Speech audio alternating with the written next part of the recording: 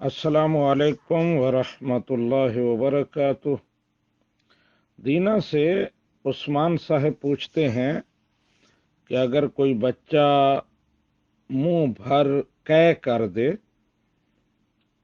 وہ بچہ اس عمر کو ہے کہ وہ کھانا کھاتا ہے لیکن عمر اس کی چھوٹی ہے، منہ بھر قے کر دے اور وہ کپڑوں پر پڑ جائے تو کیا حکم ہوگا؟ وہ کپڑے ناپاک ہو جائیں گے، ان کو دھونا ضروری ہے، یا بچے کی قے جو ہے وہ ناپاک نہیں ہوتی؟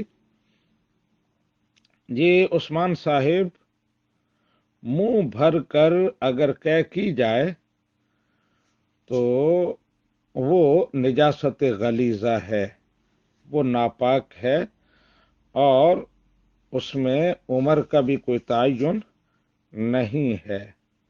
اس لیے بچہ اگر منہ بھر قے کرتا ہے اور اس کے پیٹ کے اندر سے مواد نکلتا ہے تو وہ نجاست غلیظہ ہوگی، اور کپڑے پر پڑ جائے، بدن پر پڑ جائے تو اس کو دھونا ضروری ہوگا۔